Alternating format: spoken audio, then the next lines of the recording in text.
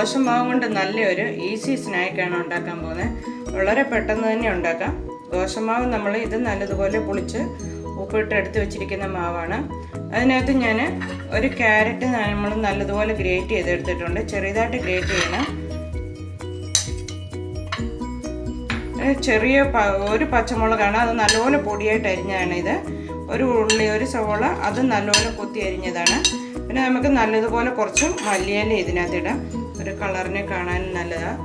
ഇതെല്ലാം കൂടെ നല്ലതുപോലെ നമുക്കൊന്ന് ആദ്യം മിക്സ് ചെയ്തെടുക്കണം. നമുക്ക് നല്ലപോലെ മിക്സ് ചെയ്യാം.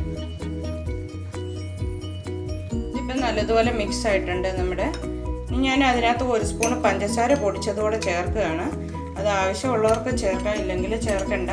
ചെറിയൊരു മധുരം വരും. ഇത് നമ്മൾ ഉണ്ണിയപ്പത്തിൻ്റെ കുഴിക്കകത്താണ് ഉണ്ടാക്കുന്നത്. അതിനകത്ത് ഉണ്ടാക്കുമ്പോൾ നമ്മൾ ഒട്ടും എണ്ണ ഒഴിക്കാതെ പെട്ടെന്ന് അങ്ങ് ഉണ്ടാക്കിയെടുക്കാൻ പറ്റും. നല്ലപോലെ മിക്സ് ആയിട്ടുണ്ട്. ഞാൻ ഇനി ഒരു ഉണ്ണിയപ്പത്തിൻ്റെ പാത്രം ചൂടാക്കിയെടുക്കാം. നമ്മൾ ഉണ്ണിയപ്പത്തിൻ്റെ പാത്രം നല്ലതുപോലെ ചൂടായിട്ടുണ്ട്. നമുക്ക് ഇനി ഇതിനകത്ത് നമുക്ക് എണ്ണ ഒട്ടും ഒഴിക്കണ്ട. ഒരു ലിഡ് വെച്ച് മൂടിയിട്ട് നമുക്കിത് വേവിപ്പിച്ചെടുക്കാം.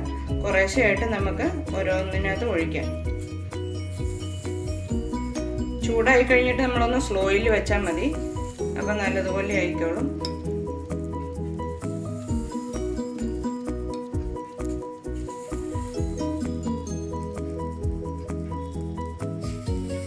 ഇനി നമുക്കിതൊരു ലിഡ് വെച്ച് മൂടി ഒരു സൈഡ് ആകുമ്പോൾ നമുക്കൊന്ന് മറിച്ചും കൂടി ഇടണം. ഇതൊന്ന് 2 മിനിറ്റ് മൂടി വെക്കാം.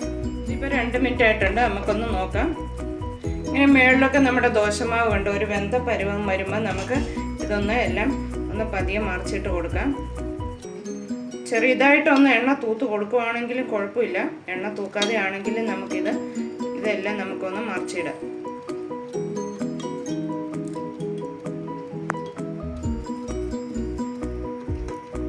നമുക്ക് ഇനി ഇതൊന്ന് നോക്കാം. നമ്മുടെ സ്നാക്ക് നല്ല റെഡി ആയിട്ടുണ്ട്. നമുക്കൊരു പാത്രത്തിലോട്ട് മാറ്റാം.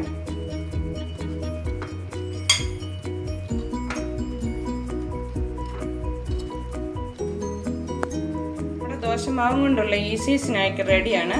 വളരെ പെട്ടെന്ന് ഉണ്ടാക്കാം. എല്ലാവരും ഒന്ന് ട്രൈ ചെയ്ത് നോക്കണം. കെച്ചപ്പിൻ്റെ കൂടെ കഴിക്കാനാണെങ്കിൽ വളരെ നല്ലതാണ്.